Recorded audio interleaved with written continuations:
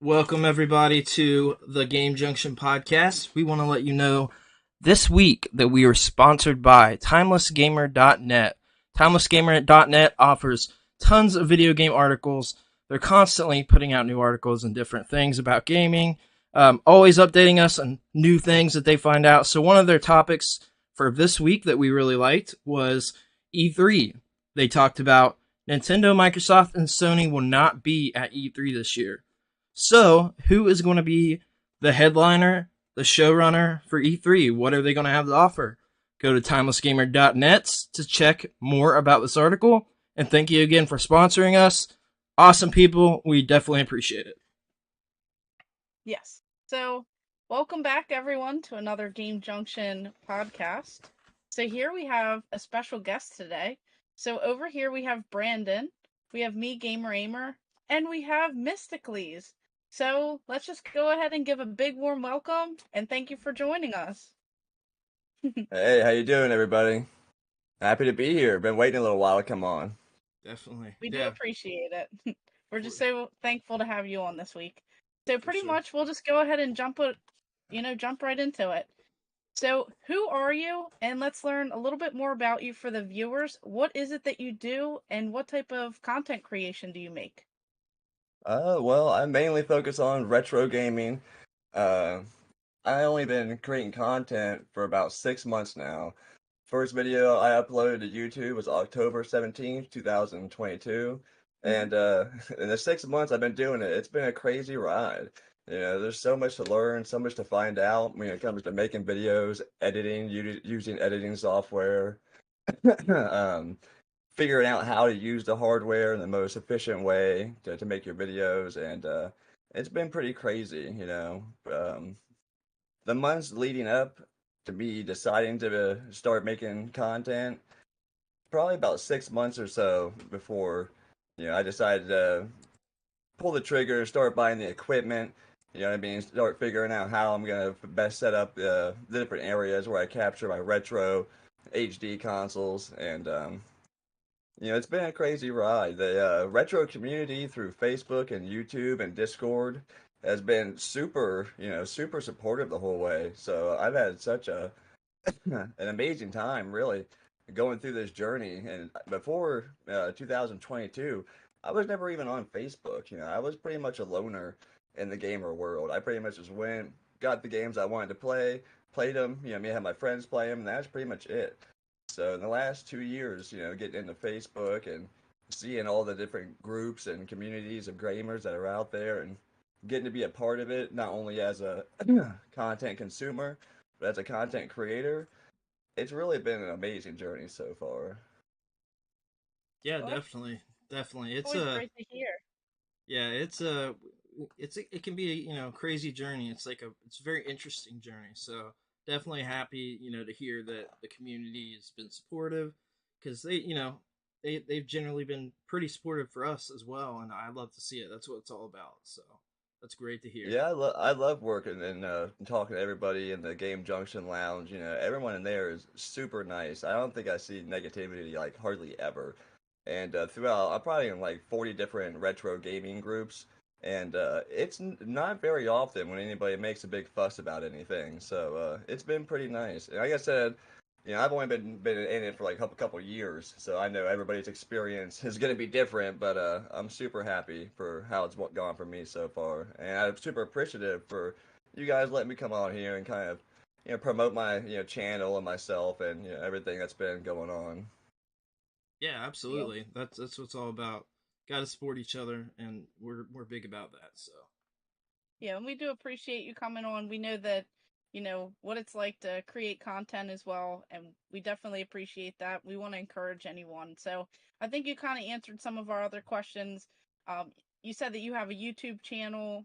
Do you do any other types of, I guess social media, or where can other people find you? No, not really. Pretty much, literally just on YouTube, Mystacles. I have a Facebook, it's Rio Hazuki, and it's not really my absolute personal Facebook. I kind of mingle it in between, Hmm. because I also do logo creations and different video creation stuff on Fiverr. I don't really promote it on there or anything. So pretty much just YouTube. I'm still pretty new to it. I haven't went through and did. I thought about going through and doing the restream and making Twitch accounts and everything like that. I'm just not really there yet. I'm not opposed to it. Probably doing it for too long. Yeah, definitely. And speaking of that, we have a couple people in the chat already. So we have a bunch of people already supporting us. We have Carl Peterson saying howdy all. We have Marcus, so my buddy over at the Video Game Votery. He said, "Hi guys." Then we even have David Jones saying Brandon. And we have Thinking Inside the Box. Hello guys. So it looks like we have quite a bit already. And we'll just go ahead and jump into some more questions here. Yep. What kind of got you into making YouTube videos, creating content, kind of getting involved in like the social media aspect around games? Well, before COVID, I never even really used YouTube anything other than like how tos and listening to music. So when COVID hit, I spent a lot more time inside. I kind of discovered this whole world of gaming and retro gaming and everything in between on YouTube. I was like, wow, this is crazy. I never even knew people were doing this sort of thing. Believe it or not, in 2019. And after watching for a couple years, not real often, but I've always felt like, man, I wish they would have mentioned this topic, or man, I wish Yeah. they would have mentioned that. You know what I mean? Or maybe gone about, saying something in a slightly different way that might have been more appealing to a more wider audience or something. You know what I mean? Sure. And over that, going over that, and you know, thinking about how different ways how I could present the content, I was like, man, I'd like to try doing that. And in August of 2022, I got my first video editing software. Started making small videos, you know what I mean? And when I just started getting recording my capture footage and just linking the two together and started to do a lot more after that. It was fun. I enjoyed the creative video editing process, you know what I mean? And after that, I was like, man, I kind of want to make a channel, you know what I mean? That's kind of how I got here. Yeah, it's pretty cool that, whenever someone enjoys the whole, editing type of stuff, because some people, they just want to do things and then they don't really want to experience that part of Any the of the job. Because back that end can be, stuff. yeah, that Yeah. can be like the most time consuming and, frustrating thing. So if you're, enjoying it, that's great because, some people that can be a little bit frustrating at times, but it's Oh, always oh great it, to it, enjoy it it. goes both ways, when the editing, is going well, I'm enjoying it. When I spend, 45 minutes on one scene and it looks like crap, then I'm not enjoying it so much, but True. Yeah. Yeah, definitely. I mean, I don't disagree with you. You're already one step ahead if you just generally enjoy the editing process. Because, I mean, Mhm. once you expand and you're like, oh, let me put in some other tricks and let me do these crazy transitions that are doing all these different, video tricks and trying to edit those, it just yeah. gets, it can get difficult for sure. So, I And love it's that. just as big of a learning process as making content. You feel Yep. like people may want to see, or presenting it in a way you feel like people may want to see. There's been a lot of hours, on YouTube with the exact video editor. People I use, they have their own channel, and they teach you how to do it and everything. And a lot of hours, just as many hours have been on there has been creating the content itself, and Yep. getting the ideas for the content, and retro hardware and all that jazz. For It's sure. like a never-ending process, and it's like you're always Yeah, never learning ending. something. Yep. Yeah. Always, Something always a learning process with all of it. I mean, everything from something new every week. Like, it is. I mean, learning about new video game stuff, but then incorporating like new stuff into your content and learning how to. You're like, I really liked what they did there. I want to do something like that. Then you got to go uh-huh. back and learn how they did that, and then try to do it yourself. Practice Yep. that, and hopefully incorporate it like into your content. So it's a lot more than people know or realize. Like they think, oh, these guys Right. just record videos. Like they don't do anything. They just talk. But like And it's then And it not. only two takes 2 seconds to do it. Yeah. and then two or three of your softwares decide to update and change the whole display of everything. You're like, "What? Why did you do this?" Right. Yeah, And it's wild. we have a couple more people kind of coming back in, and they're enjoying this topic. So we have Millennial Collector Ohio saying, "Hey guys, happy Sunday." We even have Marcus again saying, "Let's go Game Junction." And then we have Jeremy saying 100% agree, talking about, I guess, content creation and editing. And then Carl Peterson, to do content creation, you really do need to cover a lot of bases, have a lot of separate skills, really in awe of the great job that y'all do with different facets of it. And then we even have Jeremy saying, ain't that the truth? So Thank you guys. Definitely appreciate it. Yeah, really appreciate that. The social media part of it is where I fail in the biggest part. It It's hard. is a grind. There's a lot to it, and I only do Facebook, so I can only imagine what all you guys are doing. yeah, everything's constantly changing too. The That's algorithms, trying to algorithm keep up with updates to the apps. Like there's just an update that happened for, okay, is it for, I don't remember if it's for Instagram or TikTok, but now if you add in like an effect, it automatically sets it for your full video. You can't like hold it and do it for sequences of your video. So you gotta like go in and manually drag it in to where you're editing said thing, and then I'm like the past three of them, I'm like I don't even want to mess with it. Like I'll just And then it flickers. yeah, these weird flickers are Right. happening after my Instagram. Flicker the whole video. Yeah, it did that Yeah, the last. change the whole thing. Yeah, it's bizarre. I hate it, but I mean they're. I don't know what they're doing. I can't necessarily defend it. I don't know what they're doing, but there's It's like always people. updates. So. It's like people who are updating it don't actually use it to edit videos or something. Yeah, Why not? probably not. No, they're probably they're in an office or something. You know, don't care. So talking about this joy of, content creation, let's just go ahead and dive into what are your first gaming memories? Like what kind of started you with this whole entire passion of video games and then eventually kind of jumping towards content creation? Just your first gaming memories.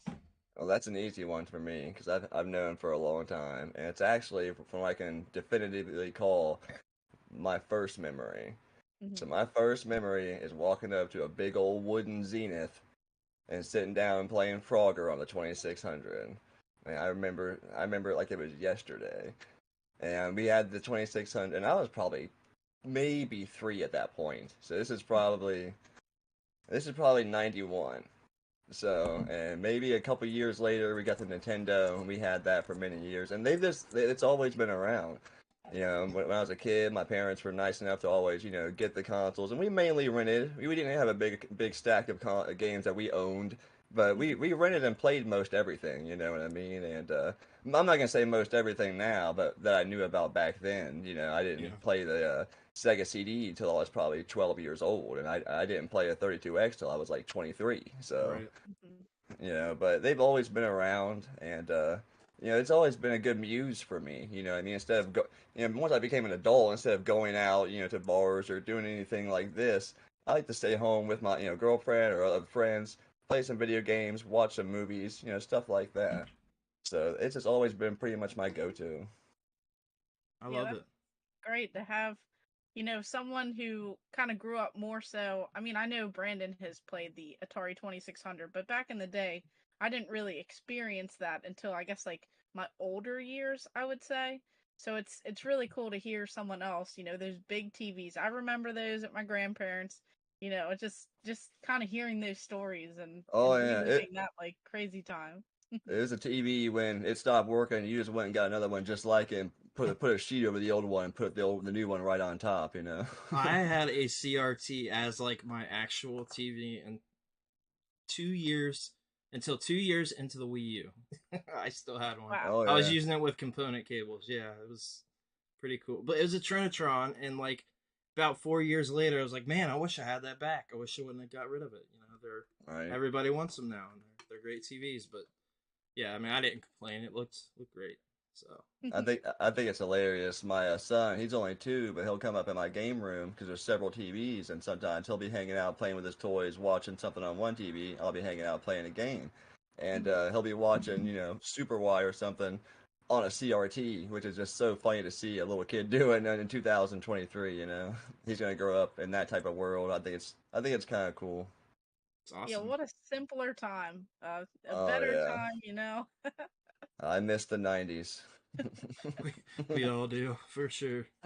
It's like we didn't appreciate it either. We We kind of wanted to like rush through and see what the future would hold. We didn't appreciate our younger years, and here we are all grown adults trying to relive those memories. All we wanted to do was grow up, and now all we want to do is go back. Right, isn't that the thing? When you're a kid, you don't have very many games, so you got all the time in the world. When you're an adult, I mean, you finally get the means to get all the games, but then you got almost no time to play them all. Exactly, 100%. This is life. I can relate to what you were saying. So I still got games. Like it was usually like birthday and Christmas type deal. Like there were Right. occasionally stuff in between. Like I don't know if I got a really good report card a couple of times. I would get maybe a game, but we rented a lot. And I mean, I rented. We'd usually rent. There's three of us. So my brother and sister, we'd rent like 2 games a weekend. We'd have those for the whole weekend.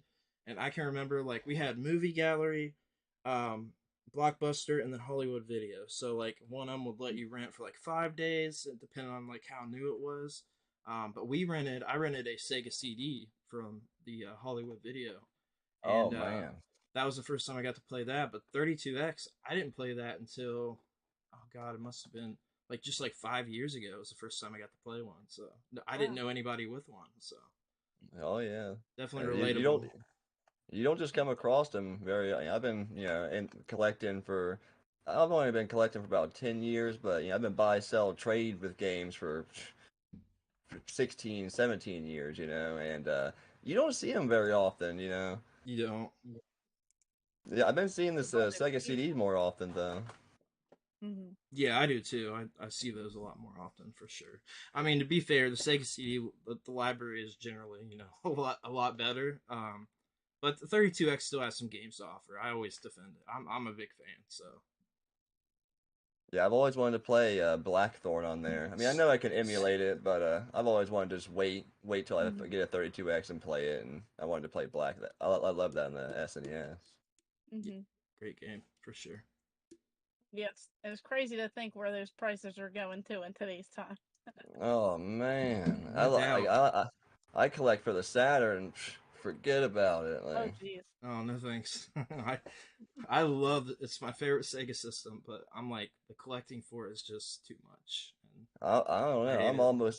I'm almost at my. I mean, I got the oops. I got the pseudo Saturn Kai, so Yeah. I can burn them if I want to, but yeah, I still try to physically collect for it whenever I can, and I'm not gonna name what games, but I was watching an eBay auction a little while ago. Oh man, I lost my camera, and No worries. I was like, oh man, my top bid on this is gonna be about $65. hmm Man, that it went to 165. I was like, what? Like, there's no way. I Yeah, what mean, a time to be alive. Panzer Dragoon Saga is well over 1,000 now, right? Like 1,500 Oh maybe. yeah, Oh my oh yeah. goodness. The Snap. Hold on, let me fix this. This is gonna go messed up for a second. oh, you're good. But yeah, I mean, Yes. the Saturn collecting, it's a lot, man. I don't want to say I backed out of it because I'm not gonna not collect for it, but well, I guess I'm kind of not. I do I don't do emulation. I do the FPGA, so I have it modded, so I can hmm play those. But I still want to have physical Saturn games. Just the prices and the disc rot. There's so many worries for me with Saturn and Sega CD that like I'm not hurting to collect for it. I know my wallet is pretty happy that I don't do that. So Right. I I feel like the Sega CD, it's a little easier. I feel like you can get some pretty good games still for pretty cheap. Obviously, not the best, not the best ones on the console, but this I was thinking about making, you ever seen the $100 game collection videos? They'll do yeah, NES or SNES. I was thinking about doing one for Sega CD. It's not gonna be a lot of titles, but you'll get a few. Yeah, those are always fun to see, like what people kind of, pick specifically. oh It's yeah, it's nice to Right. see because everyone has different takes on games. Everyone wants, to play something a little bit different. So it's always Hmm. cool to see when people do those different types of reactions, and then it keeps going through the community. Yeah, I like those. And you always like kind of respond to like the last person, you've seen do it or whatever. Like if you've seen someone else in another channel do it, you'd be like, this is my response to blank, you know what I mean? sure. hmm That's how I seen it passed around anyway. Yeah, Yeah, I've seen a there. lot of channels. They'll say, hey, so and so did a collection challenge type deal on here, and so they do their Right. version of it, and kind of Right. pass it along to the community. Those are cool. I like those. Yeah, and just to But go ahead and jump into a couple more comments, we had Mackenzie pop in, always great stuff. We even had Jeremy say, great memories, love hearing these kinds of stories. That was in reference to our older Atari. Audio is real good, nice and clear. That's what Carl said. And then Jeremy said, we didn't know what we had for sure. Then Carl said, LOL, this is so relatable. I only fairly recently got a CRT again. So, as to play light gun, Sega Light, phaser games again, haha, which are the blast, They are. That's They're yeah, always great. fun. yeah, I love me some Virtual Cop. Oh yeah. And then I remember games being so expensive when I was a kid. Like the games were around the equivalent of around 100 to 150 US dollars. Oh yeah. Yeah, I remember $90 new NES games. So there were many Hmm. that were expensive at retail. And then Carl was saying, I think you can get Road Avenger, Cobra Command, and Tomcat Alley fairly inexpensive for Sega Mega CD, but lots of other ones are way expensive. Oh Yes. Oh yeah, yeah. Road Avenger is really good though too. I love Road Avenger. It Hmm. is. I even kind of like Tomcat Alley. It's like everybody's throwaway Yeah, Sega CD game, but I think it's it okay. Yeah, is. It's like a everywhere. $15-$20 game. It's worth the it's worth the $15 I think at Right. least. So. Everyone with a Sega CD has Tomcat Alley and Sewer Shark, guaranteed. Like, Oh yeah, that was my first. That was my first Sega CD when game when I started collecting with Super Shark. yeah. Love it. So, But what? oh, no, you Sorry, I was just gonna say one thing that's all the prices for everything is crazy today. But I would also say today is the one time I've seen in my entire life where there's the most availability for mm, other ways to play these games as well. Most all of them, you know what I mean? So it goes both ways. You know, they are harder to find physically, but they're also easier to get digital sense. Even if you go, you know, the straight port route or remake route on the consoles or any way like that. You know, These are your solution for all right? your problems. I will always praise these because you're playing the game. You're still playing the game as if you had the physical cartridge in there. You're not emulating. Oh So yeah, I love them. yeah, me too. Big fan. Even if you're just using them for like saving, you know, it's if your battery goes out in your Sega Saturn, well not your Saturn, that's a pseudo Kai card, but in your Sega CD for the Genesis one, you know, you can just use them for saving. And that's I use it a lot for that. Yeah, oh, nice. yeah. They have a lot homebrews too. That's the other big thing. Yep, Homebrews, all the yep, and even like 64. There's not a lot of homebrews, but there's a lot of like hacks. There's like Mhm. what is it? Super Mario 64 multiplayer mode. I don't know if you guys have ever seen that right, before. Crazy. Yeah, you can play two right. person Super Mario 64. It's insane. So much fun. For sure. So, another question, what type of games do you enjoy playing? And what systems do you enjoy as well? You know, I like them all. I'd just say, you know, my favorite games, you know, are definitely turn-based RPGs, mostly on the JRPG side, but yeah, I like all sorts of games. I play a lot of fighters, a lot of RPGs, a lot of survival games too, a lot of different survival games. Mainly retro nowadays, especially since you know I'm a father and I have a lot less time. You know, it's Mhm. way easier to hop on, especially if I'm playing it like on my Retron. You know, I got save states and everything. I can just hop on, play for a Mhm. little while, save, hop off. But I definitely save time for the longer games too. So yeah, definitely I'd say my favorite's turn-based RPGs, but I like fighters and shmups. You know, all kinds of different games really. Like a nice little variety of everything. I think we're all over the spectrum of gaming genres as well. I know me and Right. her are very passionate about fighters, especially like Mortal Kombat, and Street Fighter, and a lot of the big Oh ones. But yeah. we play everything, so I love that. I don't really play a lot online. You know, I always get people trying to get me to play online, and it's not really I don't like to. I just it's so much it's time consuming. You know, what I Yeah. mean, there's always other things Yeah, involved. You know, wait lobbies and you know updates and whatever it may be, and it's just so time consuming that you know I find myself being more unhappy while playing than I do happy. So I usually stay offline for the most part, but sometimes I'll play something online. If I do, it's usually something that's still retro, like TMNT Cowabunga Collection, or the new Streets of Rage or something like that. So you're telling me you don't play your original Xbox or GameCube online? Is that what you're trying to tell Uh, me? or my Dreamcast. Or your I wouldn't Dreamcast? mind. I wouldn't mind playing some Fantasy Star. Don't get me wrong, but yeah, I haven't hooked that up yet. Yeah, I don't get to do a lot of online. To be honest with you, I don't even like that's not my go-to. There's so many games on the backlog. It feels Hmm. sometimes I almost feel like it's a waste of time or something, which I shouldn't feel that way because gaming's supposed to be for fun. But I Right. feel like I'm like I want to make some progress on these, story-based games that I really want to play and have been sitting there and waiting years for me to play or however long. Like I don't do a lot of online like I used to. So same way, single dad as well. So same Mhm. deal. Very time consuming. And then what are you currently collecting, or do you just kind of like go through a little bit of everything? I usually set like a few goals for the year. Like, I'd like to finish off, my Resident Evil collection this year. And when I say finish off, I mean like the mainline ones for the consoles. I'm not going for Gaiden. I'm not doing it. I've thought about it for years, and I'm not doing it. Which is hilarious because I remember, probably 14 or so years ago, maybe a few more years than that, seeing Gaiden on eBay complete in box for like $30 and scrolling on by like, see.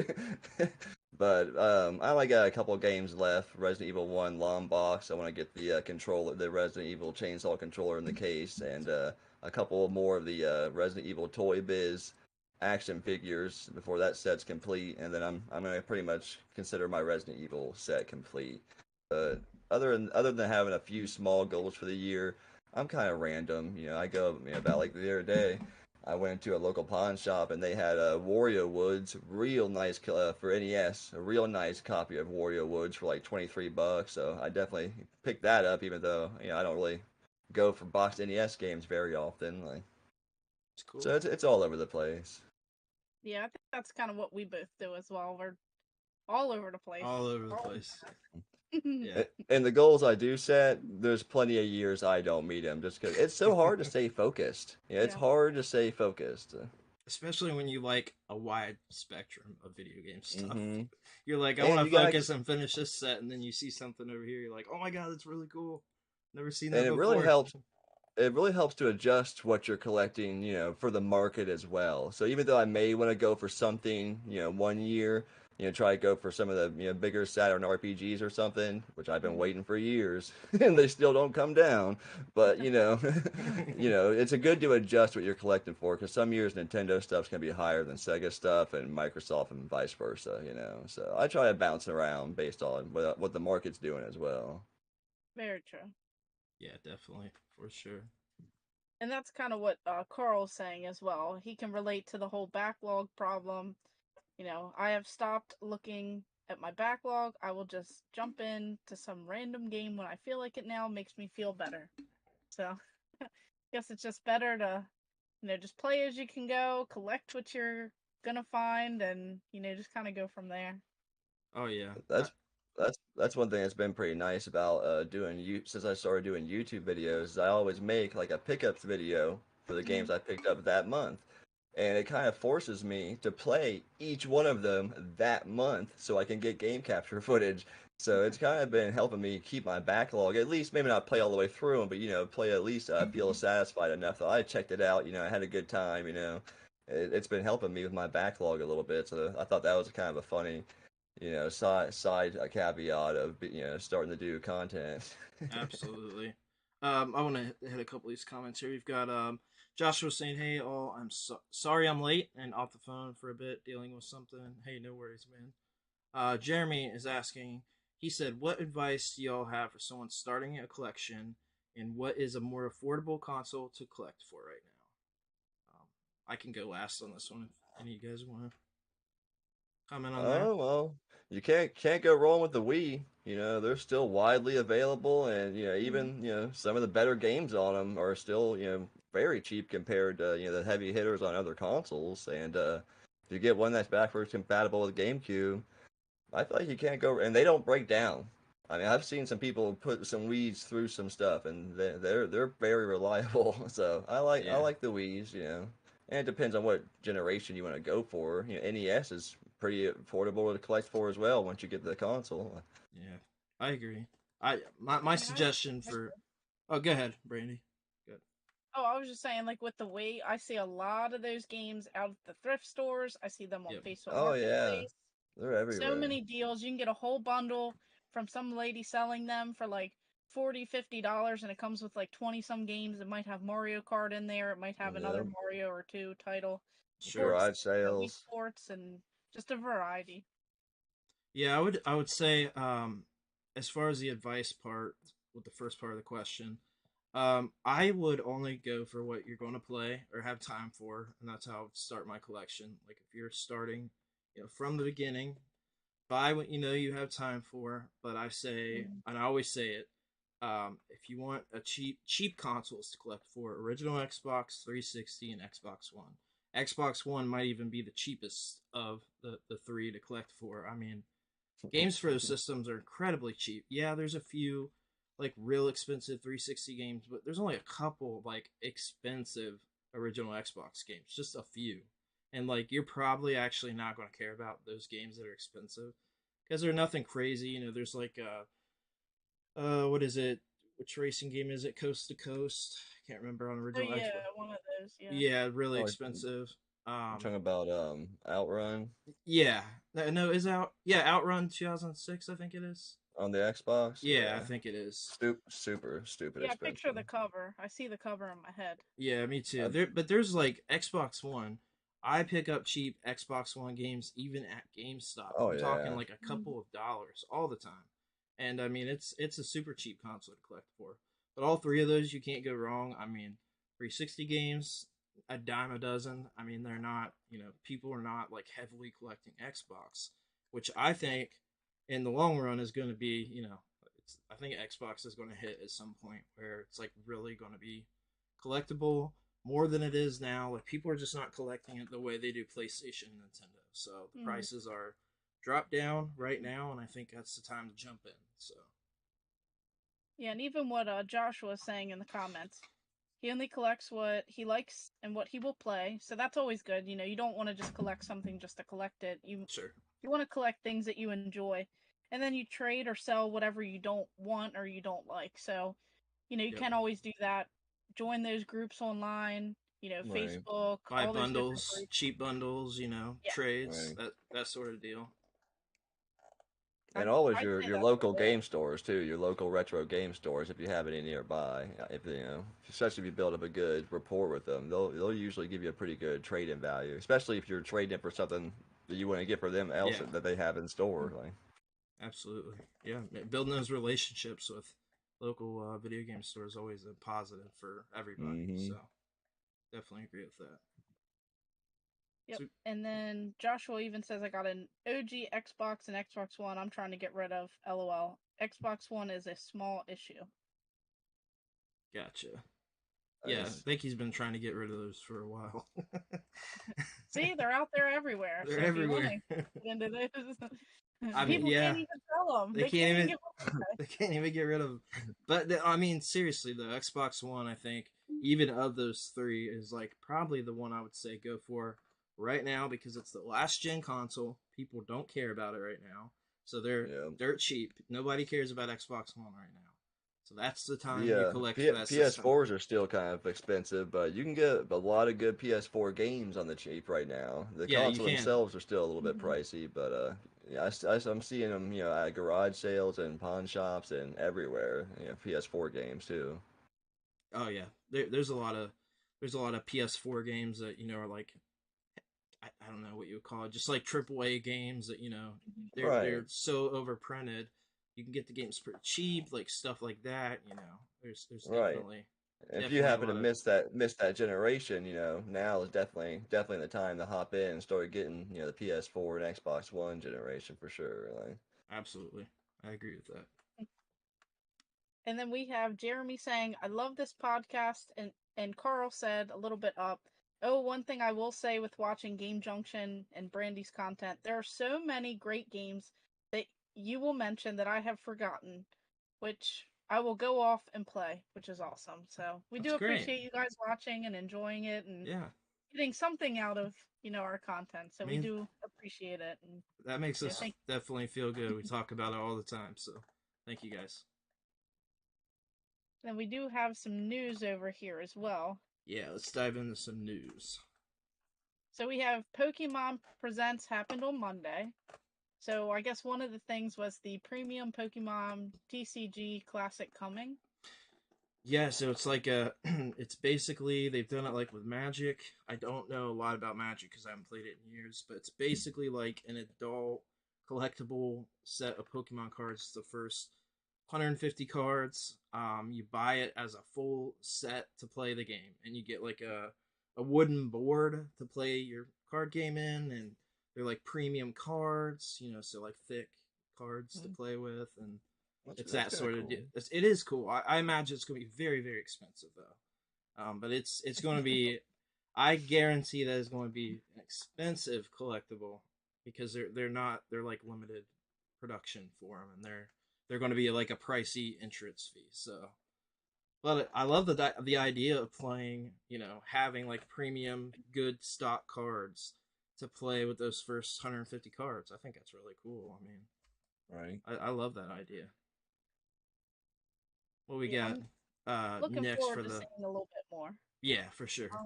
We also have Pokemon Scarlet and Violet expansion. Yeah, So they promised that. yeah. They showed off an expansion.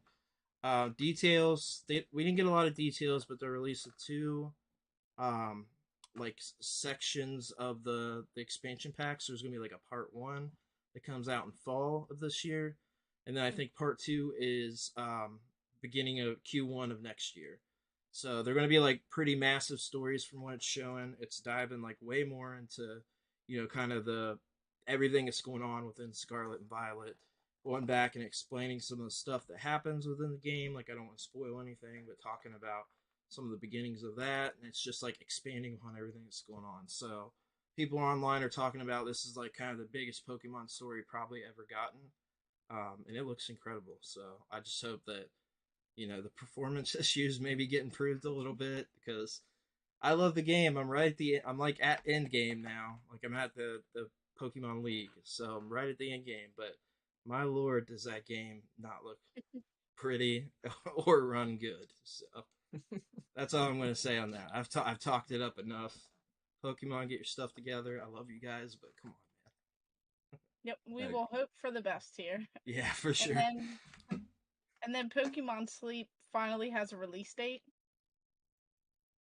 Or they announced that Pokemon Sleep. Oh, Pokemon Sleep. Yeah. So did either of you guys see that? I have no idea. What's I that? briefly saw a little bit like with Snorlax, but I didn't fully I guess expand into that. So they announced this in 2019, and it's been like on hiatus. Nobody knows what happened to it. But essentially, it's like a sleeping app that you can actually buy like a physical product for to set on your bed. It's super weird but cool because like I think what they're doing with it like kind of makes sense. So they're going to incorporate it with Pokemon Go, with Pokemon Scarlet and Violet, but essentially there's like an actual physical product you can buy that you set on your bed, and then in the morning it knows that you got up and you like sit up and talk to Pikachu or whatever Pokemon that you have like in this little like plastic thing that's on your bed.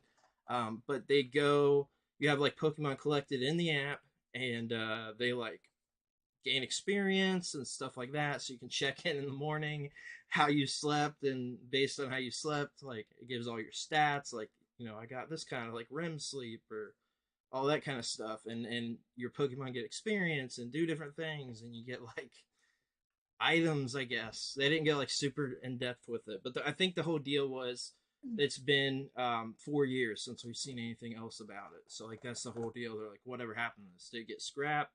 Like Pokemon didn't address it. So we actually got a release date. It's coming out later this year, and I mean it's Pokemon Sleep.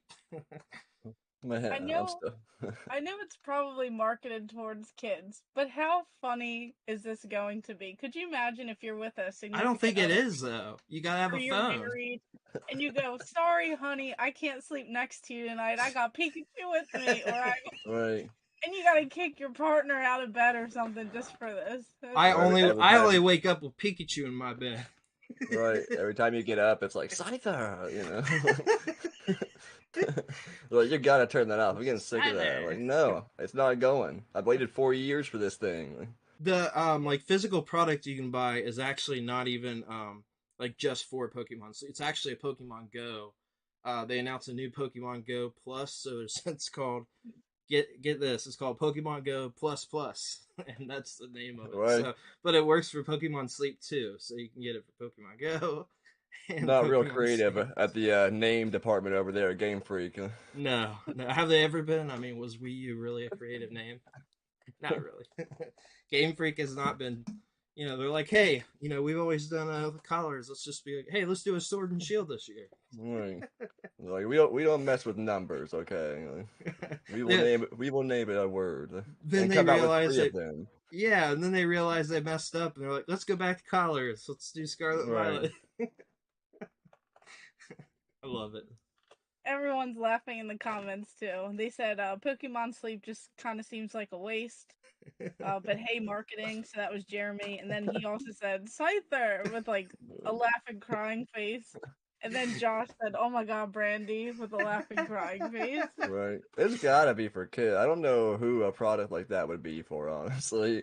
Unless it's somehow, they do like some Jigglypuff to sleep, type stuff on there. I don't know, but That was my first thought. I was thinking about that. I was like, why don't they have Jigglypuff like put me to sleep and I wake up with like right? scribbles all over my face in the morning? Jigglypuff, You I- put it in like your dating website like profile. It's like you and the little Pokemon. You right, like, hey, it just That says like I gotta let you know, like I only sleep with my Pokemon Go Plus Plus because like right. Pikachu needs some space there on the side of the bed. I'm not losing this experience. Like, No.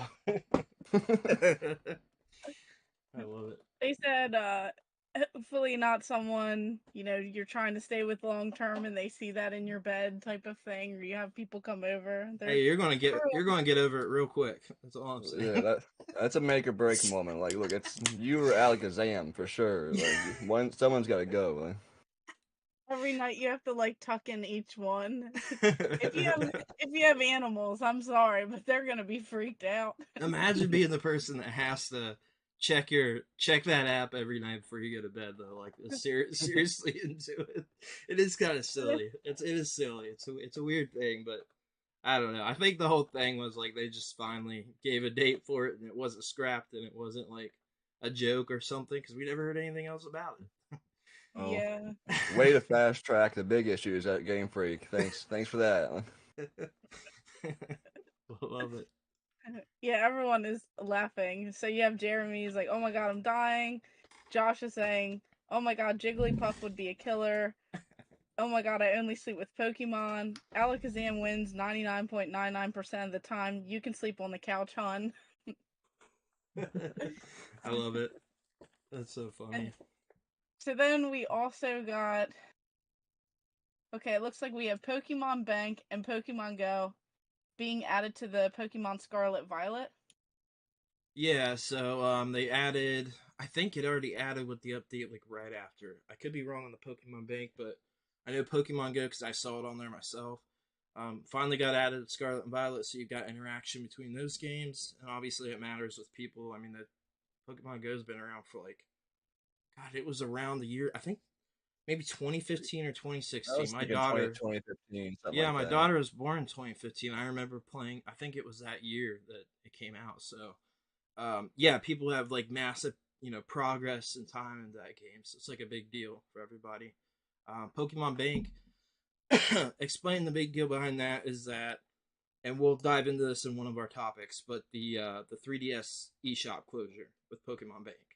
So this is why it's a big deal because now people have a way to be able to transfer, store their Pokemon because there's like you have like maybe 8 boxes in Scarlet and Violet. It's not even enough for every Pokemon in the game. So It's like a big deal. Plus transferring Pokemon from other generations and all the stuff that they'll be doing in the future. So, Pokemon Bank is like a long term product for people that are continually playing every Pokemon game. So that's That's pretty cool.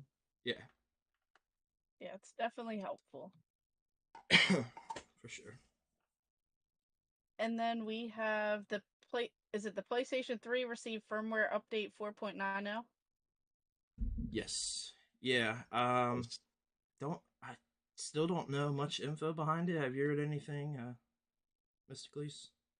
Oh, I have no idea. Like I said, I don't even play games online. I'm surprised. Yeah, they're still supporting the PS3. Kudos to them. Yeah. Yeah, Apparently, reading that. It's very weird. It was super random.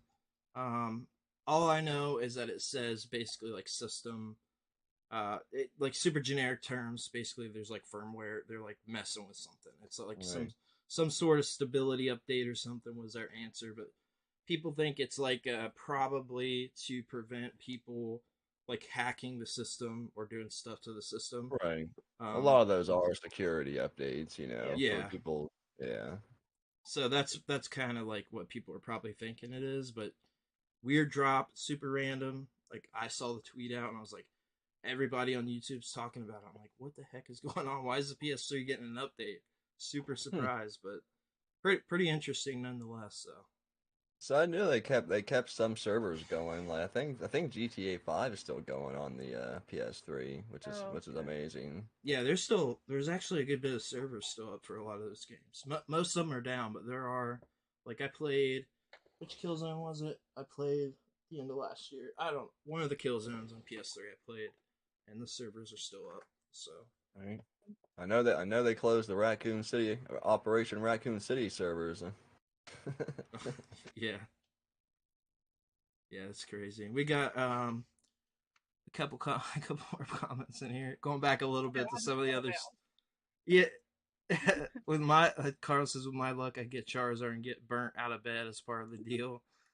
Josh said, "Honey, come on, Psyduck runs it. Maybe Pikachu will shock us awake." I mean, Man, people love Pokemon. They'll probably sell 10 million of them. You know what I mean? We'd all buy one, I and Probably. they'll just be sitting right here the next podcast. I bet these things are going to be hard to find whenever date they're dropping. I guarantee it. I remember the other ones; they sold out. People were scalping those. Um, Yeah. Josh said 2016 release. Okay, so it came out.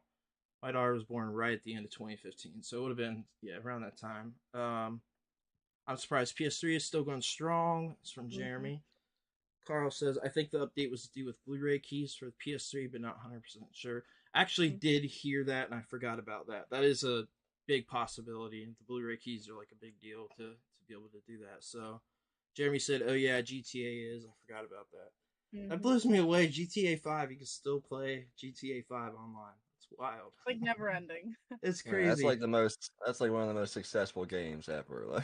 I think it is. I could be wrong, but I think it is like the most profitable or profited, like something they've made the most money from that than like anything ever. So, Yeah, it sounds about right. yeah. The funny thing is I have never beat the story of that game. I played maybe 3 Oh, hours the entire game. That's it. it's Never great. It's a great story. never got the last I played like all the way. I didn't even beat GTA 4. I never beat GTA 4 either. So, Well, I just speak tales to how good of a game they are when you don't even need to get near the storyline and still be fully entertained enough to enjoy it for years. I agree. Although I do miss, I absolutely love Liberty City and San Andreas. Mm-hmm. Those games are No. 10 out of 10 for me. Yeah, and Carl's saying, can't believe that GTA 5 is 10 years old this year. That's Yeah, that's crazy. 3 gens crazy. of consoles for GTA 5. That's what Josh So is saying. crazy. So that's a Crazy. whole. You'll probably see that on This Day in Gaming. So stay tuned for that. I saw the GTA 5 like physical release for PS5 launched at like $40, and I saw it at my Walmart. I think I'm probably gonna grab it because I think I do wanna. I would like to at least say I beat the story of that. Plus, I know it's a good game. I don't care about GTA Online at all, but it was like $12 or something. I don't know why I didn't pick it up while I was there. I should have. It was like $12 already, and it just came out a few months ago. So pretty cool. Weird price tag. It Yeah. was like $11.99. I'm like, what the? PS5 games are like that. I don't know There's what the deal is with that. PS5 is so cheap to collect for. People are like, what? That doesn't make sense. The console just came out. It is the cheapest console I've ever collected for, and that is the only reason I have these games back here. Right. I It bought probably two has two games new. That's it. Two games. it probably has something to do with, there was such a big, lapse and, when people could readily get, a PlayStation 5 that they probably made like a agenda to lower the prices on a quicker scale that way. They could get more money coming in, at least from the games on a month-to-month basis, you know what I mean? Yeah. There's a lot of weird stuff on PS5 too. There's some bizarre games out there. Like, I mean, look at this. So I don't know if you guys have seen this. So this can show two titles games. This is 3D billiards, right? 3D billiards. Obviously, as shovelware as it gets. But there was a misprint, and the side says Panda Hero Remastered. And I've got two of these because I know people are gonna want that at some point. Nice. But I paid $5 for it. I'm like, So is the Panda Hero a real game? yeah, it is. Okay, I was wondering. I don't have it yet. No, it just got two. It's a terrible billiards game too. It's awful. Oh, But no, I want to get that Panda game because my daughter, when we go into GameStop, she's talked about it. I'm like, all right, I'll grab it when it's like $10 because I don't want to pay $20 for that game. I know it's gonna be a jank fest, but we actually got. That's funny. Jeremy says PS5 has a lot of random shovelware. It really does. Like, people don't know if you look online because you won't see a lot of it in the stores. But online, I see some of the weirdest stuff I've ever seen in my life for the PS5. So, Carl says, Brandon about GTA 4 always cracks up about. Oh, I always crack up about. Hey, cousin, you want to go bowling? Joshua says online kind of sucks doing heists, but that's it. I love playing it though. Loading times kill it. Jeremy also said that kind of sounds fun. I mean, the Panda Hero remastered. Just go look up gameplay after this podcast, and you'll probably laugh. It's pretty wild. Millennial says my daughter plays Panda Hero on PS5. Yeah, that's funny. She wants to play that, so we're gonna grab. I'll grab that at some point, and maybe we'll have to stream it. She's streamed with me before, so we'll see. Some other things to look out for on the PlayStation 5. So LeBron James, there's a PS5 collaboration that was just announced for the controller and the PlayStation 5 console. No, not the console, but like the cover plates that Sony sells on their store. So like you can buy those various colored like cover plates and like get the matching controller. They're doing that with LeBron James, and it's got like I wish I could pull it up on here like quickly, but it's got like it's kind of like scribbled all over sort of deal, almost like it's half graffiti and stickers but it's like it's actually the controller and the plates, and it looks kind of cool. It's just a weird collaboration. I don't know. I don't think there's like any like thing that he's promoting or anything. It's just like a random collab, but I mean, hey, it's another way to like dress your console up the way you want it to be. So yeah, because it looks like, just describing it, it looks like an all black controller. Yes. And then you have like this pink writing. It says nothing is given, and then of course you have. So like the crown looks really cool because it looks like it has all the different like controller, like the little buttons on there. Yeah. And it's like part of like the little tips. So that actually looks really cool. It says everything is earned, chosen ones, and then it has some other, sayings on there. So I mean it actually looks pretty interesting. It looks like a cool little, like I guess like colorful type of edition on just like a couple little images on the whole entire like black cover and the controller. So it looks neat. I mean, I think it's cool just to have like all these different, being able to dress your console up like you could with like I've got a God of War, like the skins they would have for like the PS2 and like all that stuff. I think it's cool. Or the 360 faceplates. I remember those. Exactly. Yeah, it's There's like that sort of. There's tons, yeah, and I think it's cool. So it is weird. It's a weird collab. I don't know if like there's something behind it. I didn't see anything, but hey, it's pretty neat. Okay, Nice. and then it says pre-order is later this year, so I would imagine that's. And then we even have, okay, Debug Magazine unveiled, a magazine for indie games and developers. Yeah, so with that one, it is the guys that do Sega Powered Magazine, which I've got it sitting over there. I wish I could show the one. Okay. They do that. They do Pixelatic. I don't know if you've seen that magazine, but it's in their like sister magazines they do. And then they have there's another one they do too about like retro PC gaming, like Commodore and not PC but retro computing. But anyway, it's in that sister magazine, and they just announced that, and like they're going to be putting out demo discs and all kinds of cool stuff with those magazine issues. So it'll be cool to have like a showcase, like a hard copy showcase for like these indie developers that don't get like they don't get shown off a lot. A lot of them just fall through the endless ocean of games coming out on these consoles and stuff like that. So it's cool to have like that physical product and possibility for indie developers like being a magazine. So could be pretty cool. Sounds neat. I'd like to maybe explore a little bit about that. I'm always about, seeing some of the different things instead of just everything that's so overplayed at times. So I like to see a little bit more like creative type of stuff. So I'll probably look into that as well. Awesome. And then we even have Shadow the Hedgehog Reloaded mod being worked on. Yeah, so it's going to be like I guess from what I saw and understand, like a fixed version of the game with no issues.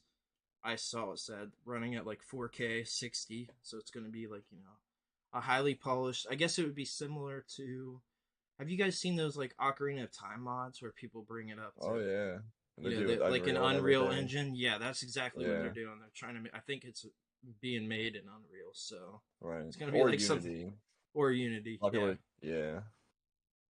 So I think it's going to be something along that lines, which could be pretty cool. The Mario 64 one was pretty awesome too. Yes, yeah, very cool. I think it's really cool. They need to do it with Sonic 04 or Sonic 06. I know they've been working on it for years, so like it's out there, but it's been like 15 years they've been working on that. So they started working on it a few years after that game came out. So yeah, I imagine it takes a while. Oh yeah, I'm sure. Yeah, definitely. And Jeremy's asking, did any of us hear the rumors of the new Dragon Ball Z Budokai 4? I've heard rumors, but I haven't seen anything substantial or anything. I've seen some what I thought was fan art, but I haven't really seen anything else beyond that. I'd like to see a Budokai 4, or Tenkaichi 4, like. Yeah, I haven't heard anything about that myself. I haven't either. Be cool though. Yeah. Josh is even saying my 360. I have had a Pittsburgh Penguin skin on it. Thought it was awesome doing that. Yeah, I think it's cool. Customize your console. It's cool stuff. The skin in your console was real big for a minute around, I want to say around 2010, 2012. I got a couple, a PS3 and a 360 that still skins. A lot of people were doing it back then, though. I think that was like a thing for a while. It was, yeah. I never skinned one of my consoles, but I've got like some sealed skin packs now. I got this. I did a short on it, so if you want to go look on YouTube on the God of War 2 one. But I've got a few others I want to do some shorts on here soon. So I always wanted to get a Pokemon one for my GameCube, make it look like a Pokeball. Have you seen the Pokemon XD one? Have you guys seen that? There's actual official skin for XD. It's really cool. Looks great in the Indigo GameCube. Yeah, some of those are really cool. They have like, I guess some Zelda ones. I'm pretty sure I got a couple of them, but they had like some issues or some part was like peeling up, and I didn't want to keep it in my collection, so I ended up like trading it for something else. But they were definitely pretty cool back in the day. Some of those. Randy, you are not a collector. Get out of here. What? I beg to differ. I feel like collecting is my life and everything else is just a hobby. I only sleep, work, and eat as a hobby, and video games are my life. Right. The other Love stuff it. just gets in the way. Like, Oh, God, I wish I didn't have to eat, man. I'm so tired of it. Need to get back to the games. I love it. Oh, goodness. Oh man, gotta love it.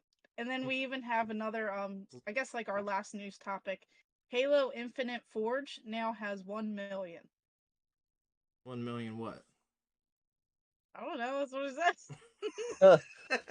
I think it was 1 million yeah, custom yeah, designs or maps or something. I've never played it, but it man, seemed Yeah, a like a million. I significant. think that's what it was too. I think it Yeah, was something like that. yeah, As one of long as, those. as long as it's not like a million failures, it's gotta be good. Usually, it's a good thing when you got a lot of something. Yeah, I We'll just haven't played Forge mode. we'll let everyone else fill in the blank. Yeah, It has Right. 1 million. a million That, sales. that, that, that'll be a new podcast game. We'll start the news headliner. You guys finish it. Like. Hey, I like that too. Like a couple of them, like, can you finish this recent news? And I just get like absurd answers. Oh, it'll be a lot of absurd answers. I love it. It's not a bad idea. Exactly, So Right. we'll just go ahead and take a minute here. We do appreciate everyone stopping by today. Thank you guys for all following along, leaving the comments. We really do appreciate it. And Yep. we just wanted to say, if you guys wanted to support us, make sure you guys check out our Patreon. We do have links below. There's some extra bonus content that we provide. We have a whole bloopers reel for certain members and different tiers and things like that. And then we also have tons of merch dropping. So every so often we have a new creative design. We do have that on Bonfire, and then we even have a Teespring that we're launching as well with other different types of merch. So we just wanted to, reach out, thank you guys, and, just continue on. So Yeah. we'll move into some topics now. We have retro gaming in 2023 and beyond. What do you think will change? We'll have our special guest today talk a little bit about that. Where do you think it's going in the future, and what do you think's going to change? Well, it definitely seems like it's been getting more and more popular over the past 5 years. I feel like it used to go up and down with popularity, but it seemed like the last 5 years, like it hasn't really had much of a stutter. That's just my opinion from my observations of the retro community and sales and everything that I've made. But it feels like there's a lot more people get into it, and a lot of people who are coming to age that were around back then, or even a lot of people who are just finding out about it now. I know a couple of different content creators that are like 19, and they teach me a thing or two about some retro game stuff that I didn't even know. I'm like, how did you find out about that? They're like, I'm into it. I'm like, okay, well, awesome. I love seeing that. I've always been a big, get on my line type of perspective. So, you know, another thing I like I mentioned before, it does suck with the prices going up, and if they do go back down, it's not going to be anything dramatic. So, it would be nice, but it's realistically speaking. But like I said, the availability keeps getting wider and wider every year with being able to play more and more obscure games in a more easily convenient way for regular casual people to be able to adopt. And I like that. I think it's going the right direction. I hope it keeps chugging along. Yeah, I mean, I'm looking forward to it as well. I really hope that those prices would come back down, but I do like that there are tons of people who are getting involved in the whole retro gaming scene, and like you were mentioning earlier, with everything being readily available, there's just so much, I guess, easier ways to play certain things, Mm-hmm. Yep. whether it's like the physical cartridge. I think that's great because we don't want this to like ever die out. We want it to keep going on, and even though we Right. all kind of like play a mix of new and old, old stuff is like it's where our like memories and those good old days are. So we don't want that to die out, you know? Right. Exactly. And I like to see all the different things that are going forward with digital, collection preservations as well. Because let's say you obviously you have the PS3, 4, 5, or their counterparts for the other brands. And years from now, the networks go down. You can't re-download your games. People are taking Sony and networks, Nintendo. They're all taking steps to from further preserving people's digital collections as well. So it's not just a physical market anymore. Digital collections are definitely on just on par with physical. I feel like nowadays. Obviously, there's always going to be a price difference, but I mean in the preservation sense.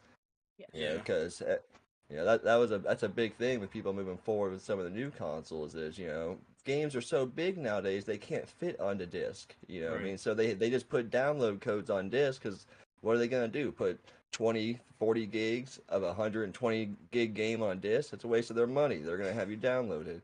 So I feel like that these are all good steps for gamers if they're already looking into the preservation of digital collections and what people are going to be doing for their physical copies going into the future. So I like all those things. Yeah. Yeah. Yeah, I definitely agree. Definitely great. Seeing what Nintendo, I mean, you can say what you will about it, but seeing what Nintendo does with the Switch Online and just dropping like the GBA and the Game Boy Color and Game Boy games, like they also see that, hey, like retro games are important. I don't know how much they see they're important. Like, just give us the freaking virtual console for God's sake. That's besides the point. They know that retro games are popular right now. And my view on that whole thing is this: I've had this view for many years because I've seen where like people's interest has gone back. So like this really started before like retro gaming as a whole got popular again. You saw the one generation want NES games. So NES games, you just saw just those shoot up in price. Only NES, like nothing else. And then next, you saw Super Nintendo shoot up in price, and along that, also came kind of Genesis as well. So some of the high end Genesis games like went up in price. But you saw like NES games just shoot up. Like I can remember in 2010, I had Panic Restaurant. I got that game for like $20, and they were a dime a dozen. They weren't worth anything. And like I'm not even a fan of the game necessarily. I don't think it's a great game. But some of those games, like they weren't anything. And then I remember seeing about 2012 to 2014, NES games just shot up, just completely shot up. So the generation finally got old enough to buy back those games. So you saw those games shoot up. They're like, I want to reminisce on my childhood. And then the next generation did that with Super Nintendo. Then it went on with 64, and now you're seeing GameCube with like GameCube. I think we're kind of at a decline a little bit with GameCube, in my opinion. Now I think we're going to be hitting Wii soon, but I think it's going to be a very few select titles that are going to be like really pricey. I don't think that we're not going to have this massive library of Wii games just like all completely shoot up in price. I don't see it like the way the NES did or Super Nintendo, where like there's millions of copies of like Star Fox and all the AAA games for those systems are like there's millions of them. Same with Pokemon. Like there are more Pokemon games out there than any game franchise ever, and they're all expensive. Crystal, I mean, was one of the top selling Pokemon games for years. Like there's millions upon millions of them out there, but still like $150 games. So I think that's going to continue on. So we're going to see like 360 start to shoot up with PS3 with some of those games a lot higher than they are right now. And I think that'll just keep going on. Every system will keep going on. So that's kind of my opinion on it. Like as people get older and can go back and buy with childhood, like they're like, I played all these games growing up. Like I had, I love the 360 and PS3. They're just going to go up, and it's going to keep being a skip every generation. So. Yeah, I I'm feel like hoping they all don't keep going up crazy amounts though.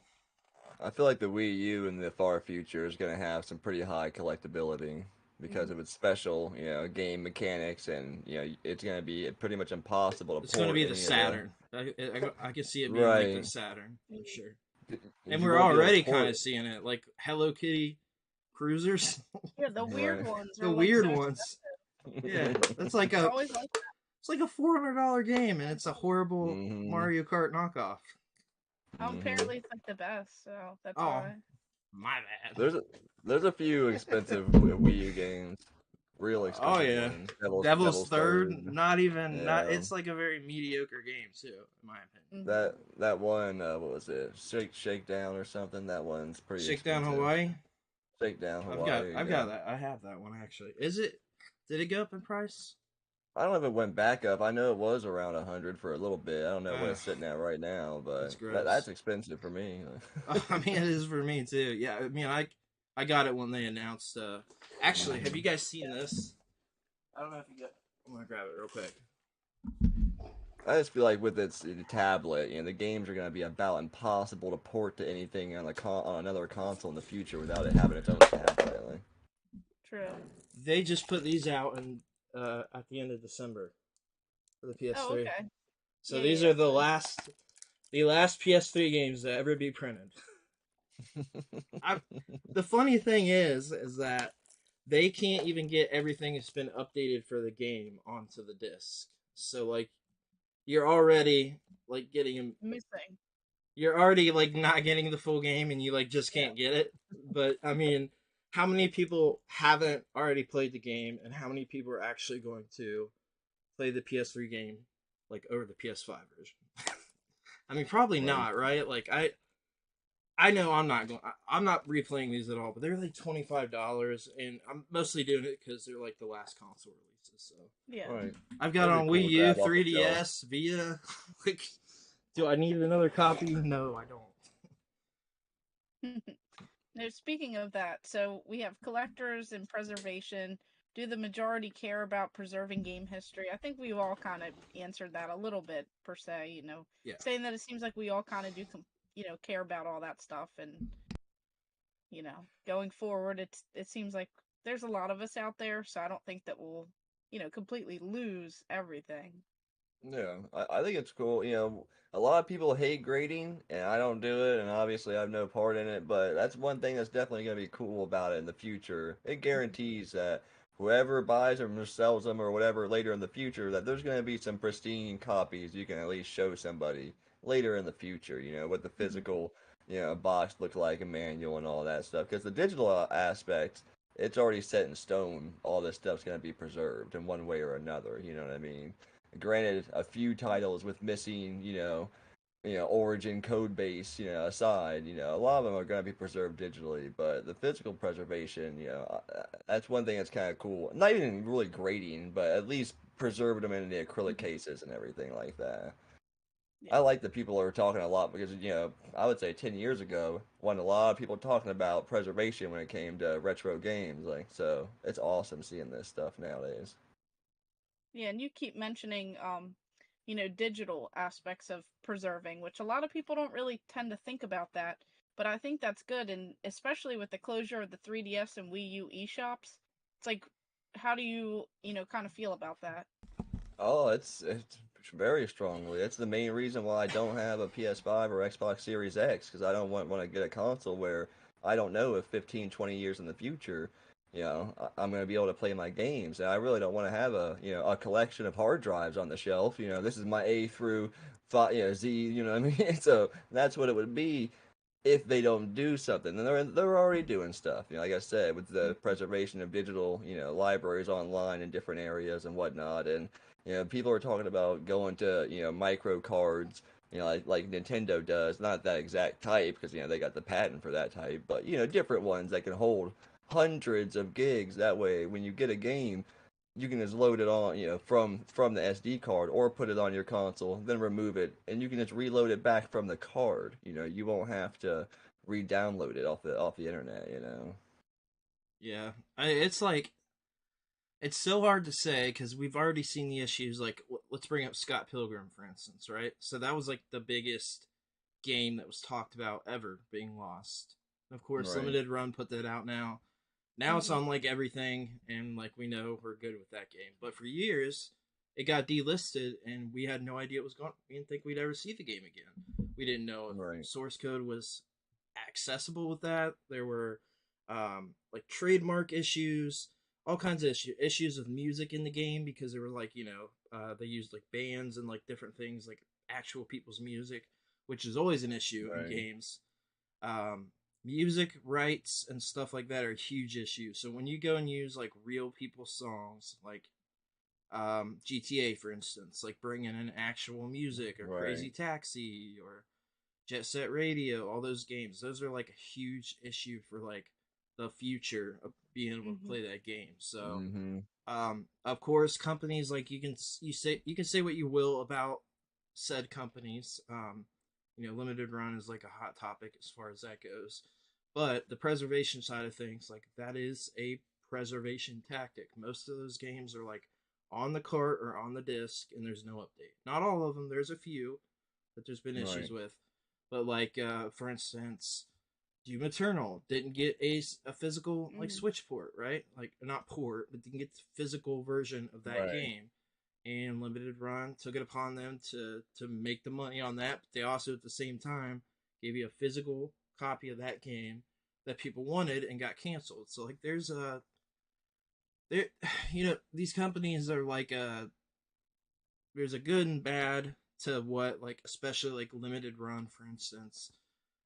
It's very much on the side of them when they started with the Vita. I'm like, yeah, I want this because I don't want to buy these digital Vita games. Like, I was a Vita collector for one.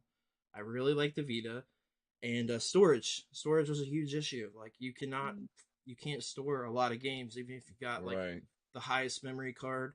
You could put like 15 to 20 games on there. That's it. And so, like, it was a huge thing to have a physical copy to save space and also like looking at it on my shelf. So it's it's like there's a balance to it. I think it could be done better with some of that stuff, but digital preservation, I mean, is a real thing, right? So even as far as like being able to just have that game digitally, that gives access to people being able to put said game on like other devices and stuff like that. There's a lot behind that. It's like a huge Mm-hmm. in depth topic. So if I don't hear No, man. yeah, I know we that's just all I'm saying in my head. I love the Offspring, man. They're great. Yeah, Carl was saying, "Oh yes, with Crazy Taxi, the re-releases have all the cool songs stripped out." And then he said, Exactly. "If I don't hear yeah when playing Crazy Taxi, it just isn't the same." Right. And that is true. Yeah, it is, and that's like even if you even get a re-release of the game, you know what I mean? Like, Mm-hmm. there's so many games now. what like there's something like 10 to 15 games come out a day on the Switch, a day on the eShop. Too many So, games. Too many so games. what do you do about that problem? Because if you made a physical of every one of those games, somebody would have to have an entire house to go for a full set for the Switch. You'd have to be like, yeah, it's my Switch house. Like I go there Right. once a week and pick a game to play. Like I, you can't like realistically make a physical copy of every one of those games. And like, do you really want a physical copy of Clock plus Calculator on the Switch? Because I have that Right. stupid thing. It was 99 cents and it has a little mini game on it. Are you gonna preserve that on a cart? I mean, let's be real. Like, will I be able to access this clock in like 10 years when I want to check the time? I mean, that's a real question. So Now, actually, speaking of Crazy Taxi, I actually saw something, and I don't know. This came out on March 1st, and it says a new Sega survey asked about Crazy Taxi, Jet Set Radio, and more classics. So apparently, there was some sort of, I guess, survey from Bloomberg in April last year said that Sega is investing its extensive back catalog of classic video games and are currently working on reboots for Crazy Taxi and Jet Set Radio. And I don't know how true that is, but they did mention some like big titles in that survey. So speaking of Crazy Taxi, that would be pretty Hmm. cool to get some more information on. Right. Possibly something like Sega's that. got Sega's got a lot of dead IPs they could work with. I mean, where's my new Space Channel 5, guys? That's what I want to Right? know. And they're Where giving us a where new Samba de Amiga though for the Switch. That's like cool to where's our see. next where's the next Skies of Arcadia? Like Yeah, we're never getting Very that. true. We're never Yeah. getting a sequel to that. That's And I feel what like a I'm lot of saying. people would like that. Oh yeah, Right? yeah, for sure. I would like that. Like Oh yeah, give me a new. Well, they've been doing Phantasy Star. What was I thinking? Oh, Shining Force. That's what I was thinking of. Give me a new Shining Yeah, Force Shining game. Force, even like different ones like Gunstar Heroes. You know what I Oh, mean? true. There's so many good IPs that they from the Genesis era that they don't mess with at all anymore. When I was the agree. last Shinobi? The last Shinobi, Shinobi, Alex at least Kidd. Give me all 360. those. Yeah, I know. Carl was saying bring back Alex Kidd. Yeah, there's Yeah, so Exactly. Alex many Kidd. great games. We have gotten a couple new Alex Kidd things, but they're not like actually like brand new Yeah. games. They are like like an actual. I've got Yeah, I what was is playing it? one on the PlayStation 5. Yeah, I have that one that's on. I got it on PS5 digital, but I've got it on the Switch. So I paid $5 on Amazon, guys. Don't sleep on Amazon if you're a collector. I'm telling you. And there's deals everywhere. You just have Yeah, to, like I there's some said, good ones. everything else is a hobby, and games Right. are life. I was that way at one point in time. I wish. I mean, let's be real. Like, you got to get a good balance. That's. I'll just say that. Is I'm there trying to though? make a good balance. Right. I'm trying. Guys, come Right. on now. I'm trying. Work I with But know the me here. games, the Joshua was games, saying that I could house it, talking about like the whole entire The like games. Switch. I'm a little tapped out, and in a few years I need to upgrade my house here. So let's hold I'm. off. We're saying it here. I think we're like trying to. We might launch a museum. So stay right? tuned. It might be like 10, 15 years, but we'll see. Yeah, it I might feel have to it. be much sooner, and then I'll just sleep at the museum. It'd Right. be like night at the museum, man. All these games come to Uh, life and stuff at night. and you Yeah, get, get that would be crazy. there'd be no one better to stay there. You can show everybody to everything they want to see. Like Brandy's luck, it would be ghosts and goblins, and she starts losing her armor running away from right. them in the You museum. have to run. So everyone's like, "Oh no, people boxers." It is a hard game. That's a There's hard, a really very hard. can't even make it past like the first little thing before he starts like hopping on the water. I can't even make it past that first little section. There's a good phrase they put out for that, and it's called "get good." Rude. On that note, there is a Resident Evil 4 remake later this month. Did anyone Yes, pre-order the collector's edition or the game at least? collector's edition. Not Have yet. to, Oh, had with the to. Yeah. statue? I don't have it yet, but I need it. No, but you have the other ones that I missed out on. All the other ones. Yes, That's the I only think one I have I've 4. gotten I don't have besides 3. What does the 7. I got collector's 7. edition come with? The What's it? statue, Is it a statue again? Yeah, I it's believe pretty so. cool. Like Leon statue. Yeah, Yeah, it looks really awesome. I like I've it a always lot. wanted that house, the collector's edition for Yes, you know what I'm talking yes, about. it's I don't have beautiful. that one.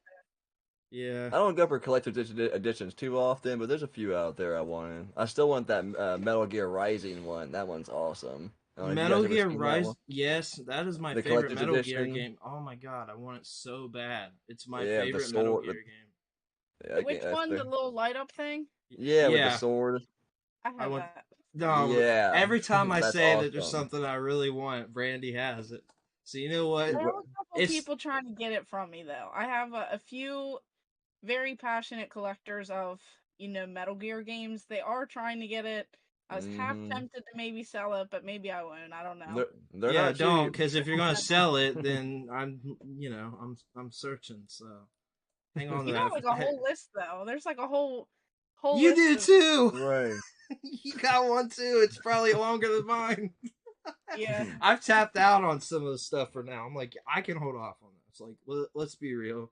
I stopped the Vectrex collecting one because I've got like 3 different carts to play the entire library plus another like 400 homebrew games I can never play the all of. So I'm like, let's be real Right. here. I tapped out of that. I tapped out of the Virtual Boy set. Like, there's a bunch of stuff I cut out of the list because I'm like, I've already got ways to play all these like on the console. Let's just Right. chill on the Super Nintendo and N64 for now and stuff. So I cut some stuff out. A few things. Well, Yeah. that's part of the journey. You know what I mean. You're gonna decide what you want to keep, what you want to cut out. You know what I mean. I once I've was been a that way. collector that had 4 shelves of PS2 sports games that I would never touch. So I've had my bad years of collecting. Trust me. Yeah, I've been I'm still waffling on the there. 32X for a long time. I had a full 32X set, and most of those are not great games. So That's why I waffled on it for so long. I was like, I don't know, because I'll see one and it'll be a pretty decent price. But I'm like, do I really want to go down that road? I haven't decided yet. yeah, everybody's got to make that decision. Like if I had, here's the thing: if I had first of all, the space is the big thing, right? If I Right. had that space, if I had the money and the time to hunt those down, I would do it. I mean, that's all there is to it. But when you're limited on stuff, you got to work with what you got. So, would Right. I rather have a wall of Super Nintendo games when I have one cart that plays the entire library, or would I rather put up some PS4 and PS5 games that you don't have a cart or one disc that plays them all, and I can, Hmm. you know what I mean? Like that's just my that's where I'm at in my collecting. Like, Very true. yeah. So with retro, it just depends if there's like a special edition or like I don't know. Let's say for instance, there's like certain games you've got to have like an accessory for or something. Then I want the physical of that because like if it's I'm trying to think of something. Samba de Right. Amigo or something like that. Something Right. like that where you got to have like physical thing for or whatever. Then I want it. GameCube microphone. Though. Yeah, exactly. Like so, I want the physical. That sort of. Well, to be fair, my Peekaboo, I don't have to have that. So I got the microphone. I don't need to have the game. It was the same deal with Fantasy Star Online 1 and 2 Plus. I had that Plus version, and it goes for like $200 now or something. And so I did the Peekaboo, and I'm like, do I need to hang on to this? Not really. So I sold that, and in place, I got some like Switch game. I got some limited run Switch titles that I wanted to get. And Mm-hmm. there's like a special edition or something. I can justify the physical for that because you can't have a digital, like physical Right. goodies sort of deal. So that's where I'm at. I always think it's funny when you like go back in your collection and you find something or like you know somebody and then you find something that they didn't know they had. Like I was at my friend's house a while ago and I was looking at his Ocarina of Time and it was the not for resale version. I was like, Oh wow. you know that's the not for resale version, right? He's like, yeah, what's that mean? I'm like, it means it's worth a lot more. What does that mean? Jeez. It means I'll So trade you this game for it. Hey, I'll trade yeah, you totally. 2 Ocarina of Times for Yeah, your I'll one trade you Ocarina six. of Time. Yeah, I thought it pretty cool because That is I cool. found out about that years ago, and a lot of people don't know all the little ins and outs and things. You know what I mean? So it was kind of cool enlightening him about that, and just finding all the different odds and ends things you find while collecting across the years. Like, I seen that Sega Pads thing you posted there. That was awesome. Like, I was like, that is so weird. Yeah, this was like the craziest story. So after like a long day, going out, you got to grocery shop, do adult things. Right. So I was like, let me swing by the thrift store. So I walk in, I look over at the game section. They have like 3 or 4 copies of sports titles, and I'm like, whatever. And there's like Hmm. a guy holding a couple games, and I'm like, oh, did he get lucky? So I leave. I go over to like the toy section. I'm looking at the board games, and I see Sega, and I was like, Yep. oh my gosh. So I like grab it, and as I'm grabbing it, I'm like, everything is content. And I take a video, and I'm like, Hmm. oh my god, it's in there. And I like peel back like the little like tab, and I look inside, and all of the plastic baggies are in there, and I'm like, oh, this looks Nice. brand new. It was brand new in the box, and I'm like, there's no way. And I had a $5 off coupon, so I got it for like less than $10, and I was like, oh my gosh. Listen, that's really cool. Hey, I want to add real quick because I just got 4 messages about this. We just an hour ago confirmed it's everywhere on Google. Dragon Ball Z Budokai Tenkaichi 4 is real and officially confirmed. Trailer is dropped. So See, it there you just go. dropped one Cool. hour ago. You So heard it here Nice. first, you heard it guys. here Yeah. first. Well, you actually, I'm reading it from Forbes. I don't know why Forbes is covering this, but it's all over. So Right. that's super cool because I Especially if you're freaking watching this love those podcast. games. You heard it here first. You heard it here first. Yeah, live on here. We didn't know if it was real, but it is now. Right. Character So, roster to come. yeah, for sure. There is a trailer for it though, so if you want to check it out after the podcast, maybe Right. we can share it on the socials or something so you guys can see Yeah, it. we'll So, we'll probably do that. Yeah, I love the Tenkaichis. I'm more of a 2D Z fighter. I kind of gravitate more to the 2D Z fighters. I got the Tenkaichis. I love them, but I like the 2D ones more often, I think. Have you Like played the ones Super on Famicom? They're I not played good, but one. they're 2D fighters. They're I not good. played one, but I couldn't tell you which one because it was in Japanese, like, Yeah, but yeah, I definitely had one. Yeah, nice. you're talking about where the screen would move up and down with you. Yes, Yeah, I know yes, exactly what you're terrible, talking about. horrible. But you want it to Hey, be good, right? Because like an 8-bit Dragon Ball Z fighter sounds right. great. And the animation itself looked okay until you started doing stuff, you know what I mean? It looked great. It didn't play good. Another one that was pretty funny from back then was the Dragon Ball Z GT Final Bout. It came Oh out in the state. yes, on It PS came out in One, the I have that. Yeah, on the PS1. It came out in the States, and like the Saiyan Saga was just now playing for the first time on TV. And I went to Blockbuster and rented Final Bout. I'm like, who are all these characters? Like, Right, I they're like all that from. game. It's not It's great, but I'm very yeah. nostalgic for it. I like that You can game. do multi-person fighting and stuff. Yeah, It's pretty cool. Yeah, for sure. yeah, I like that game. I It love the Dragon Ball Z fighters, especially with this new Dragon. I've not gotten to play a lot of it, but the Dragon Ball Fighters, it's a Hmm. beautiful. It looks like you're watching an episode of the anime. That's how good it yeah. looks. Yeah. It is. Fighter Z is awesome. It is gorgeous. So And it's dirt cheap. Like it's it's there. You so get it for like cheap. $5-10 at GameStop. Yeah, it's You crazy. got you got a coupon, you get it for $2. Like They give it to you Yeah. for free. right. Gosh, yeah, we got like 16 copies. Just take it. And Imagine if the GameStop was that way. Yeah, and the could you whole imagine? game is on the disc. You can't beat it. Yeah. Yeah, this sounds great though. I'm excited that they're actually going back to Budokai. That's kind of a big deal. Right. It's been 16 years since we got a Budokai game, it says. So that's a pretty Hey, well, big deal. hopefully if they make a huge roster, it'll take some of the cushion off of the price of Tenkaichi 3. You know what I mean? Because that You game's stupid expensive. It is, and you know what? I just thought of like the success of Dragon Ball Fighters. Like that game has done remarkably well. Like there are, reoccurring. There's people that just play that game, and it's Yeah. done very, very well. So the fact that they're going back to Budokai after that instead of like Right. making a sequel to that is kind of a big deal. So Well, I think a big part about it is, they when you got to 3, when it came to the Tenkaichi, the 3D fighters,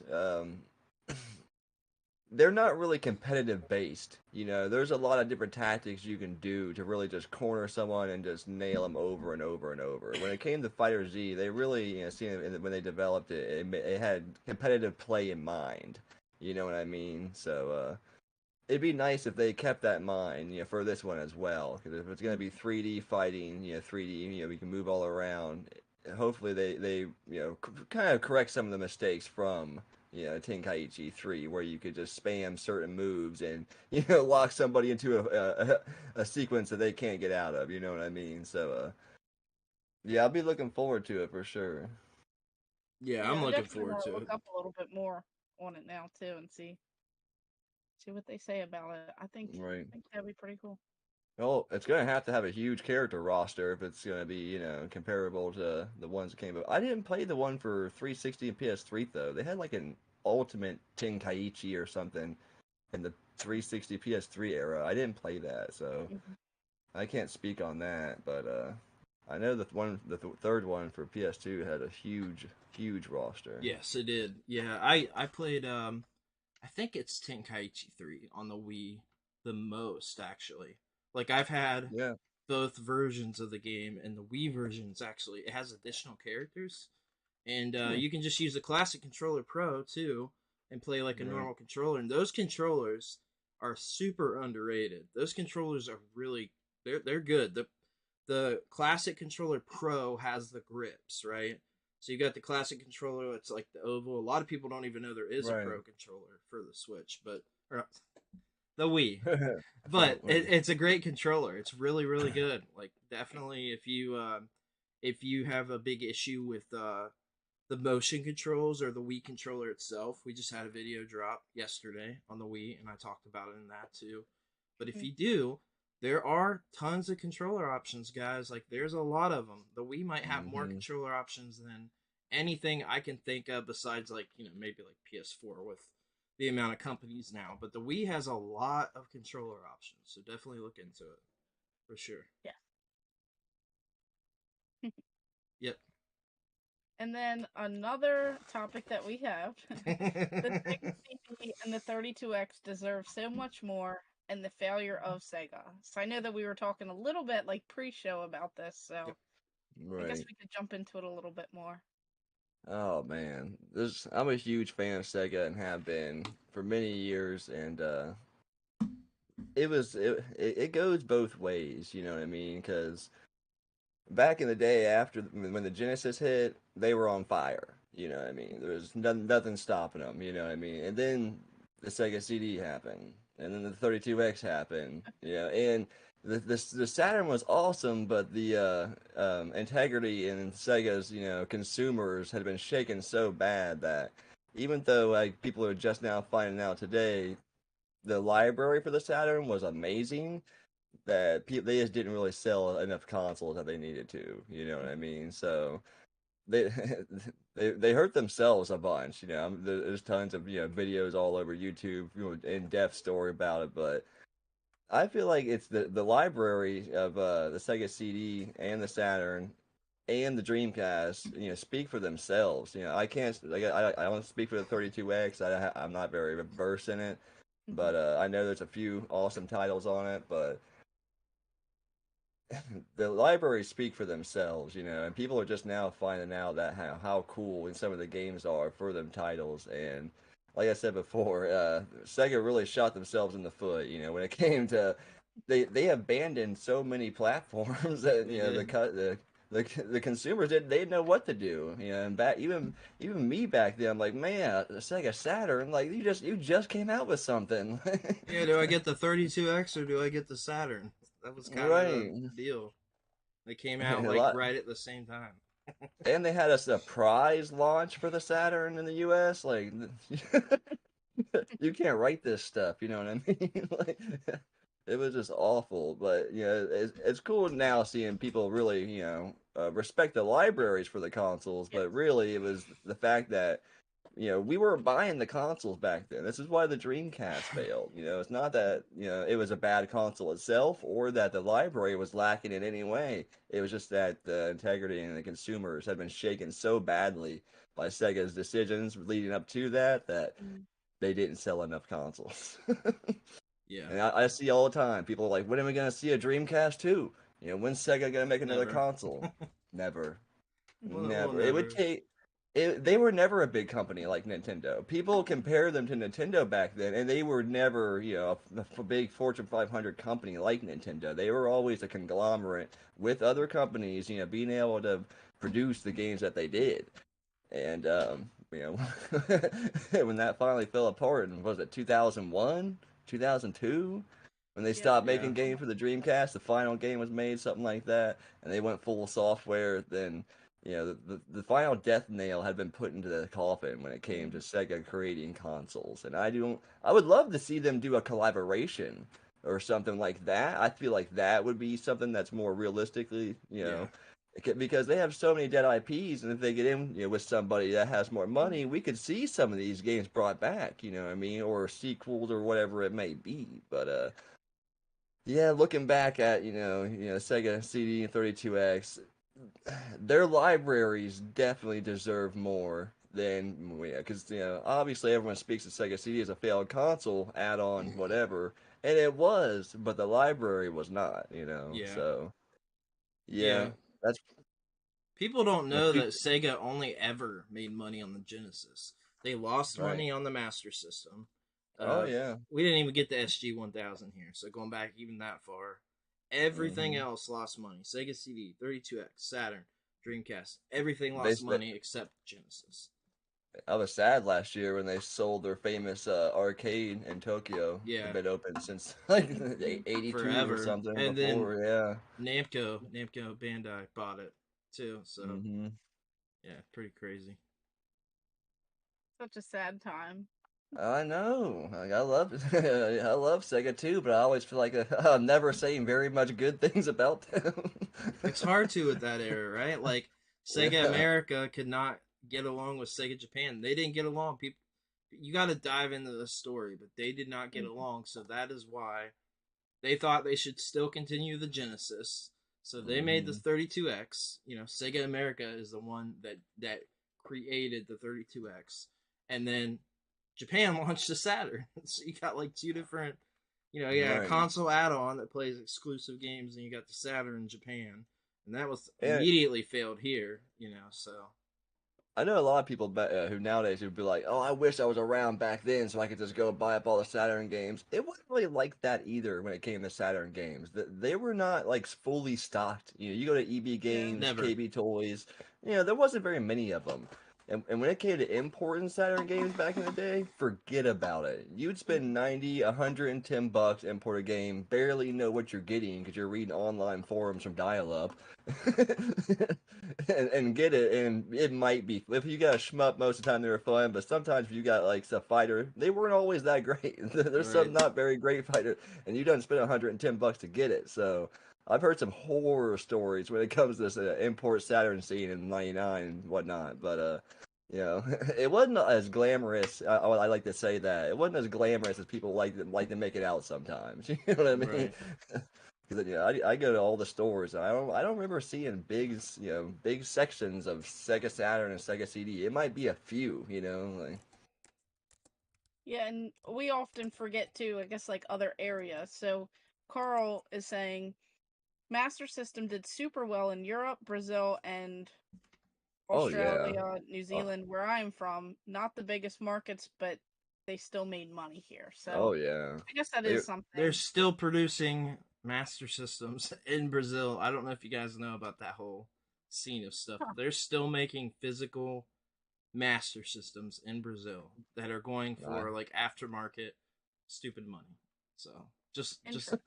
it is very interesting. Yeah, there's a company, trying to think of the name of the company that has worked with Sega for years now, but they essentially release the consoles under that name, but they're they are like official console releases. So it's like a are they whole. like are they new homebrew games? Or are they just No, they're re-releasing? actual like consoles. Like they're still producing Master Right? Are System they console. still producing games too? Um, yeah, Tech That's Toy. He weird. said it. Tech Toy is the company in Okay, Brazil. there you So go. yeah, they're still Huh. producing those and Genesis. Or it would That's be Mega Drive there, but yeah, right. That's hilarious. yeah, it's crazy.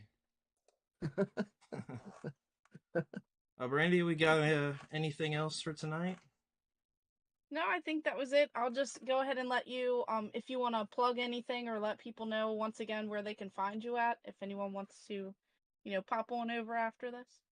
Yeah, pretty much just Mystacles at YouTube, Mystacles, Mystacles, and retro gaming channel. I post new long form video and shorts every week, one stream a week. Come check me out. Yes. So Definitely. we will go ahead and leave some information, down below in our description as well, so that anyone watching can go ahead and check that out. And once again, we do appreciate everyone for stopping by. Please check us out on everything that we leave in the description below, and we'll have another podcast next week. We have tons more content, coming out throughout the week. And once again, we thank our special guest tonight, and thank you guys. Thanks everyone. All right, everybody, have a great night. Thanks again, Miss Cleese, for coming on. Yeah, my pleasure.